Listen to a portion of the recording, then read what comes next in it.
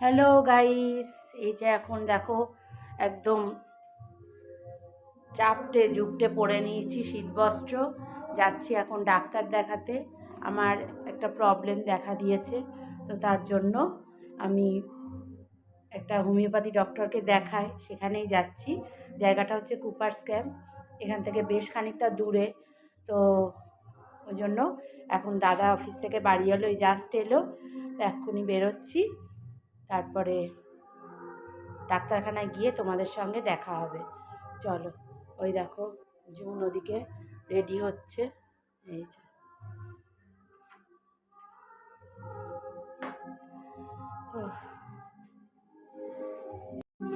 আর ওই যে দাদা ওদিকে গাড়ি বের করেছে, বুঝতে পারছো?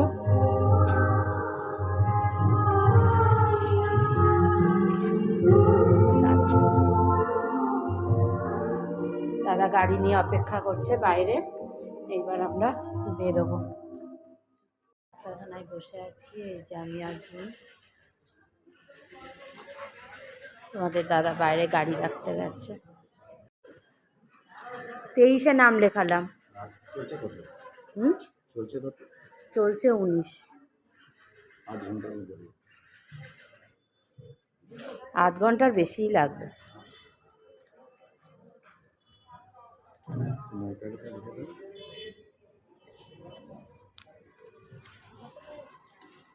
কোথায় যাচ্ছ?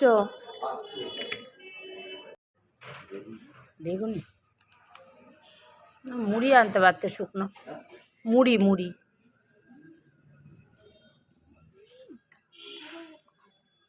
দেখা একটা। ও, দুটো বেগুনি বাবা খায়নি, গরম। ধরো ধরো ধরো, এটা রাখো, এটা রাখো।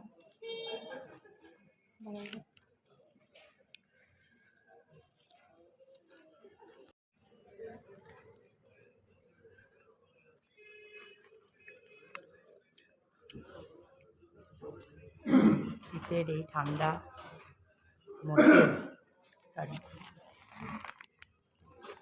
এই ঠান্ডার মধ্যে গরম গরম বেগুন হেব্বি লাগে। তেলে ভাজা খাওয়া বারণ, তাও আমি খেয়ে চলেছি। তাও আবার ডাক্তারখানায় এসে লোভ সামলাতে পারি না একদম, তাও আবার ডাক্তারখানায় এসে। জুন ঠিকই বলেছে, খেয়ে তো নি, তারপর যাওয়া হয় দেখা যাবে। থেকে এখন ওষুধটা নেবো, এই যে প্রেসক্রিপশন। কোথায় গেল প্রেসক্রিপশনটা? লোকটা কোথায় গেল?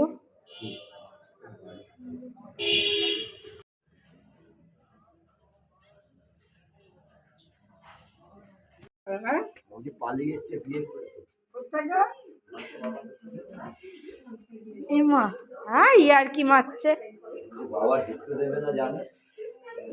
বাথরুম ভিডিও করছে। যা যা যা যা, যাবি না? ভিডিও করো ভালো করে, লাইটটা জ্বালো। এ মা, ফ্যান চালিয়ে দিয়েছে।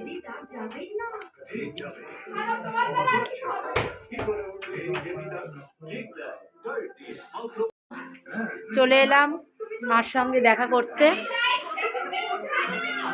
ইস, কি চিৎকার করছিস রে? হ্যাঁ, প্রচণ্ড বাথরুম পেয়ে গেছে, তার জন্য চলে এসেছি। মার সাথে দেখাও হবে, বাথরুমটাও হবে, যাই হোক ওই জন্যই এলাম। ডাক্তারখানাটা আমার শ্বশুরবাড়ির কাছেই, ওই জন্যই এখানেই এলাম। মা কি করছো? কেমন ঠান্ডা পড়েছে? মা শুয়েছিল, আমরা এসে ডিস্টার্ব করলাম। এত বাথরুম পেয়ে গেছে। হ্যাঁ, মা এখন টিভি দেখছিল আর শুয়েছিল, আমরা এসে ডিস্টার্ব করলাম। হ্যাঁ, এবার ও বলছিল যেতে হবে না, চলো চলে যায়। তাই আমি বললাম যে বাথরুম পেয়েছে ভীষণ, ওই জন্য। এই যে দেখো, মা নিজে হাতে বড়ি দিয়েছে, এটা একটু দেখে গেলাম, কি সুন্দর বড়িগুলো দিয়েছে, দারুণ হয়েছে। বলছে এবারই শেষ, আর করতে পারবো না। আমি বলছি না, এখনো দেরি আছে, প্রতিবার এরকম করে করে খাওয়াবো আমাদের। দারুণ হয়েছে। বড়িগুলো শুকিয়েছে না কাঁচাই আছে? গান শুনবো না এসে? কালকে এই বাড়িতে এসে আমাদের থাকার কথা, কদিন থাকবো বাড়িতে এসে, সময় তো হয় না। জুনের পরীক্ষা শেষ হয়ে গেছে, রেজাল্ট শুক্রবারে বেরোবে, তো তার আগে কদিন ভাবছি এখানে থেকে যাব।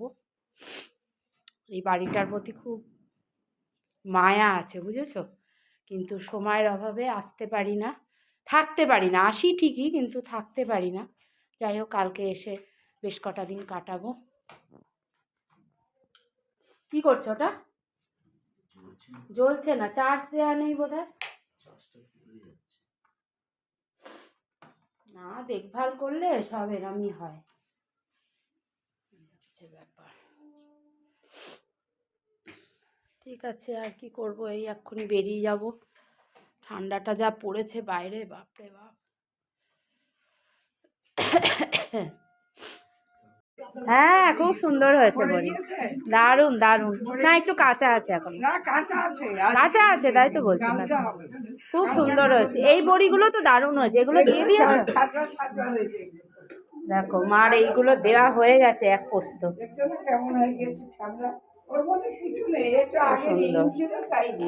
যাই হোক, তুমি বেঁচে থাকতে নিজের হাতের বড়ি খাওয়া, আমরা যেন প্রতি বছর খেতে পারি, ব্যাস। বলো যত চাও তত পাও, তাই না মা? হ্যাঁ। মা কি করছো এখন? চা বানিয়ে দিচ্ছ আমাদের, না কফি খাওয়াবা? কফি করে দেবে আবার। দেখো মার কিন্তু এনার্জি আছে, আমি এটা দেখেছি। হ্যাঁ, বাবা কতগুলো বেগুন এনে দিয়েছে দেখো। হ্যাঁ, না সে ঠিক আছে, আমি তা বলছি না। কত, 1 কিলো নিলে?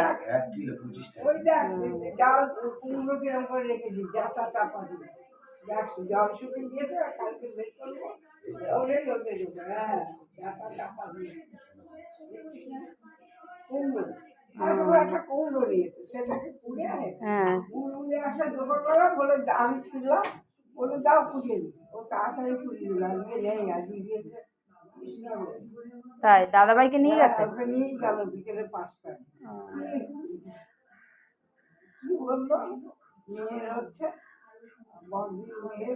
গরম কফি বানিয়ে দিল, ঝুনকে দিই। ঝুন বসে বসে এখন আলু ভাজা খাচ্ছে। খাবো না কফি। খাবি না তো তুই বলেছিস কেন তাহলে?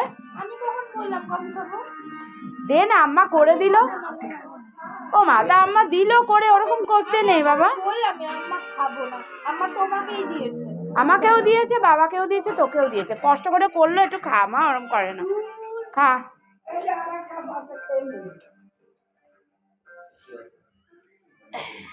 মা এটা গুলিয়ে দিয়েছো মা?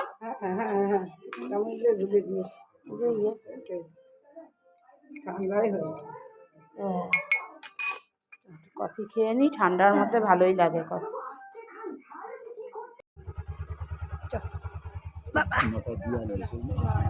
আসলাম তাহলে, যাও ঘরে দরজা বন্ধ করে ঢুকে পড়ো। হ্যাঁ হ্যাঁ, 9টা 42, চলো। চলে গেলাম।